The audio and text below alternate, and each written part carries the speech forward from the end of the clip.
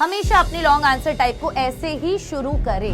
याद करने का तरीका क्या है? आप जब आंसर्स पढ़ोगे आपको लगेगा मुझे आता है। अगर आप ये 4-5 चीजें अपनाएंगे आप खुद देखेंगे कि आपको आसानी होगी। क्वेश्चन के जरिए मैं आपको ये बात समझाने की कोशिश करूंगी। हिंदी मीडियम के बच्चों को सबसे ज्यादा डर लगता है कि इंग्लिश के अंदर जो आंसर्स हैं मैम वो कैसे लिखें, रट्टा कैसे मारे, याद करने का तरीका क्या है, क्या सब कुछ ही याद करना है, क्या सब कुछ ही रटना है, या मैम समझ के कोई चीज लिख सकते हैं क्या, मैम अपनी भाषा में लिख सकते हैं क्या। आज ये सारा कंफ्यूजन मैं आपका इस छोटे से वीडियो में दूर करने वाली हूँ। रट्टा मारने की कोई भी जरूरत नहीं पड़ेगी आपको। आज अगर ये 5 चीजें आपने अपना ली जब भी आप कोई लॉन्ग आंसर टाइप क्वेश्चन लिख रहे हो, तो आज के इस सेशन के अंदर हम इन 5 पॉइंट्स के बारे में बात करेंगे जो बहुत इंपॉर्टेंट हैं जब भी आप एग्जाम्स में कोई आंसर लिखते हैं।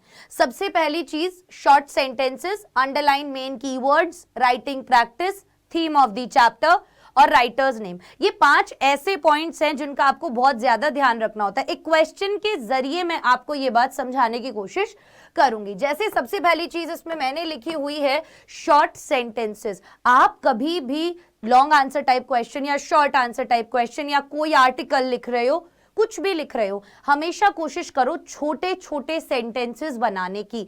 उसके अंदर गलतियां कम होती हैं। आप जो बात कहना चाहते हो वो आसानी से कह देते हो। हम एक सवाल देखते हैं, उसके जरिए इसे समझने की कोशिश करेंगे।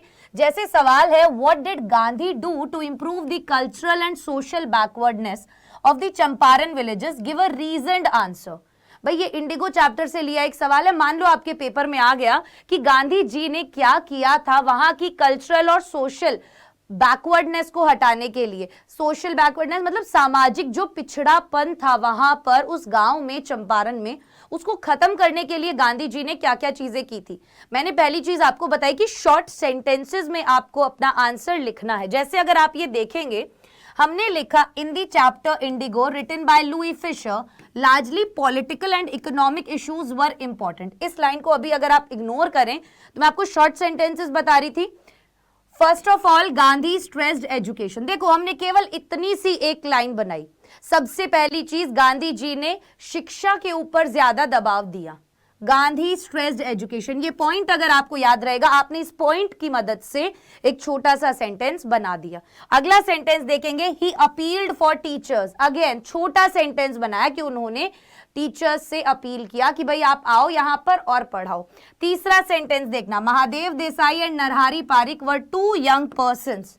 ये 2 जवान लोग थे। They and their wives volunteered themselves for the work. उन्होंने और उनकी बीवियों ने खुद आकर वहां पर अपनी सर्विस दी काम के लिए। आपने देखा कैसे हमने छोटे छोटे सेंटेंसेस बनाए। तो बस जब भी आपको कोई भी लॉन्ग आंसर टाइप क्वेश्चन लिखना है, आप ये कोशिश करें कि जो भी आपको उसके बारे में पता है आप छोटे छोटे सेंटेंस बना रहे हैं, जिससे आपकी बात भी सामने वाले तक पहुंच जाएगी, गलतियां भी कम होंगी, ग्रामर भी कम गलत होगी और आपको मार्क्स भी मिल जाएंगे।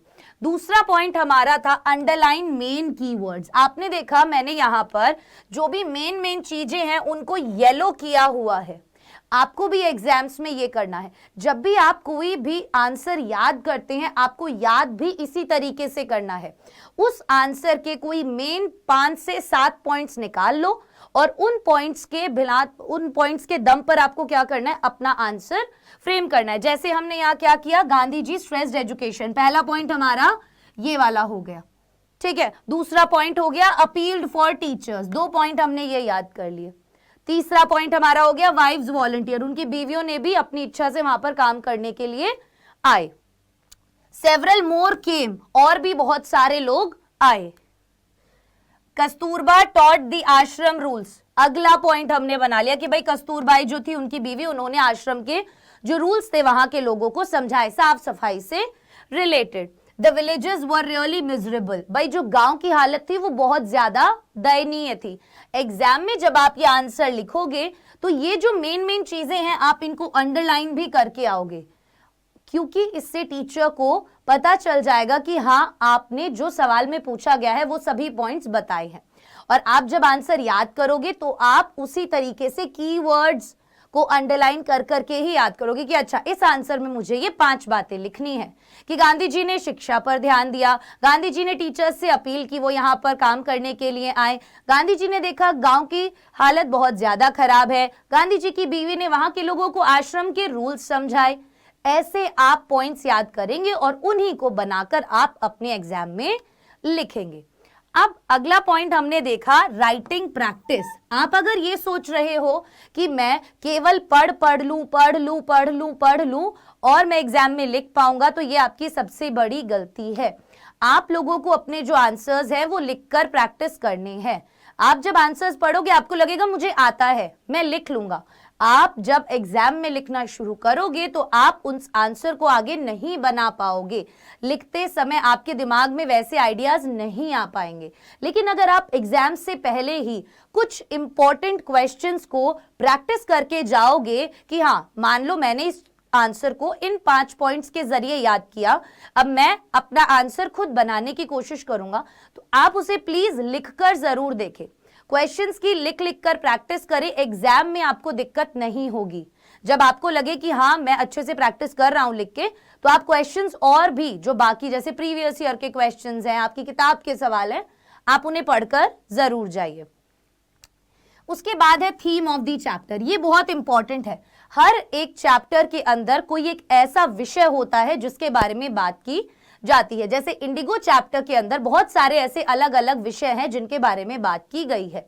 सबसे पहली चीज जो बात की गई है वो है सिविल डिसओबीडियंस की, राइट, सविनय अवज्ञा आंदोलन। दूसरी जो बात की गई है वो की गई है सेल्फ रिलायंस की गई है। ऐसी कुछ छोटी छोटी थीम होती हैं कि भाई हाँ, सेल्फ रिलायंस के बारे में बात की है गांधी जी ने, उसके अंदर स्वच्छता के बारे में गांधी जी ने बात की है, उसके अंदर गांधी जी ने बात की है कि हमें अपना अंदर का जो डर है सबसे पहले वो खत्म करना चाहिए, जैसे फार्मर्स का डर उन्होंने खत्म किया। मैं आपको ये एक एग्जाम्पल दे रही हूं। जब आपको ये छोटी छोटी थीम पता होंगी तो आप अपने आंसर जो है उनका जब कंक्लूजन वाला पार्ट लिखोगे ना, जो आखिरी पैराग्राफ लिखोगे, हमेशा उसके अंदर आप उसको इस्तेमाल कर सकते हो और अंडरलाइन करके आ सकते हो, जिससे टीचर को बहुत अच्छा इंप्रेशन पड़ेगा आपका। ठीक है, अब लास्ट चीज जो है वो है राइटर्स नेम। बेटा हर एक चैप्टर का राइटर का नाम आपको जरूर पता होना चाहिए। कोई भी लॉन्ग आंसर टाइप क्वेश्चन आप प्रैक्टिस कर रहे हो, चाहे मैं भी आपको करवा रही हूं या किसी और किताब में भी आप कर रहे हो, जरूरी नहीं है हर एक आंसर ऐसे ही शुरू हुआ होगा, पर आप एग्जाम्स में ऐसे शुरू जरूर कीजिएगा जैसे हमने यहां किया है कि in the chapter Indigo written by Louis Fischer, right, कि भाई चैप्टर जो है इंडिगो जो लुई फिशर ने लिखा है उसके अंदर इस बारे में बात की गई है। हमेशा अपने लॉन्ग आंसर टाइप को ऐसे ही शुरू करें और उसके बाद उसके अंदर जो भी बातें की गई हैं उनको वहां पर लिखें। अगर आप ये 4-5 चीजें अपनाएंगे, आप खुद देखेंगे कि आपको आसानी होगी अपने आंसर्स को याद करने में और आपको उन्हें रटना नहीं पड़ेगा। तो मैं आशा करती हूँ आज का ये छोटा सा वीडियो जो है वो आप लोगों को काम आएगा, आप लोगों को मदद करेगा और ऐसे ही और इम्पोर्टेंट सेशंस भी मैं आपके लिए लाती रहूंगी। और यूपी बोर्ड, बिहार बोर्ड, जो भी बोर्ड का बच्चा है, सभी के लिए ये वाला वीडियो बहुत इंपॉर्टेंट है, क्योंकि आप लोगों को देखा है मैंने ज्यादातर दिक्कत इसी चीज में होती है। आप केवल ये लॉन्ग आंसर टाइप में ही नहीं, आपको आर्टिकल आ रहा है, ऐसे आ रहा है लिखने के लिए, कुछ भी आ रहा है, हर जगह काम आने वाला है। चलिए bye bye guys, take care. अब मुलाकात होगी अगले सेशन में।